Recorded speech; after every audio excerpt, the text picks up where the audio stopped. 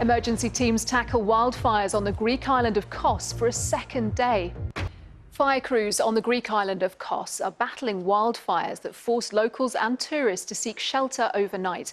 More than 100 firefighters are still tackling the blaze, which officials say is now being brought under control. Jessica Lane has the latest. More than 100 firefighters spent the night battling these fires on the island of Kos, trying to make sure they won't flare up again. This is one of Greece's most popular and busiest tourist spots. The scenes last night at the hotel were quite alarming. The smoke was quite clearly billowing over the hill just across from us. The winds had changed and it was coming towards us. And I felt in that instant immediately slight panic and very challenged. You know, just felt I needed to get to the room, get the passports, grab in just stuff and get out of the hotel. Hundreds of people took refuge in this sports stadium last night after being evacuated. This morning, many returned to their hotels and homes, as it's hoped the worst of the fires have been put out for now. Dozens of fires broke out across the country over the weekend, and people planning holidays to Greece are warned there could be more to come over the summer, as the country's had its warmest winter and earliest heatwave on record already this year. Jessica Lane, BBC News. A record-breaking storm Hurricane Beryl is barrelling towards Jamaica tonight, with warnings that it is potentially catastrophic. The hurricane has been upgraded to a Category 5, and it is the strongest recorded storm to form this early in the season in the Atlantic.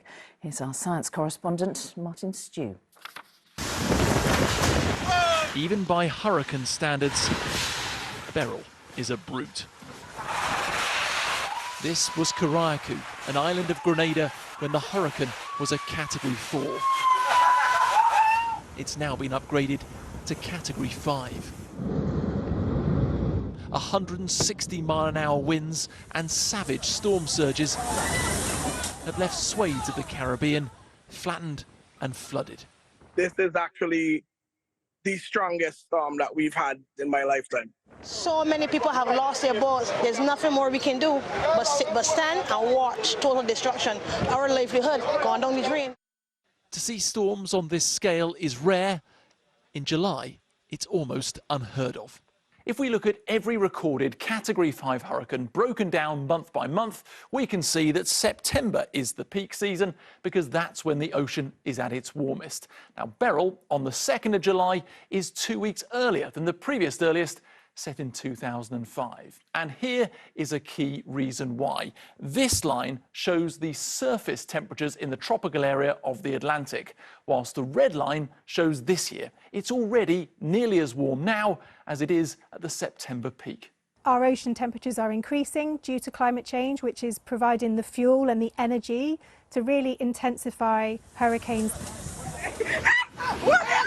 Beryl is now tracking towards Jamaica, where forecasters warn a foot of rain could see more flash flooding like this. She's already claimed at least 2 lives. The destruction isn't over yet. Martin Stew, ITV News.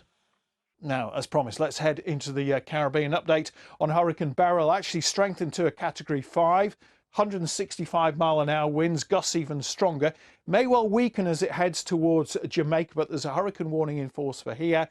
And we could well get a dangerous storm surge of 5 feet above normal levels.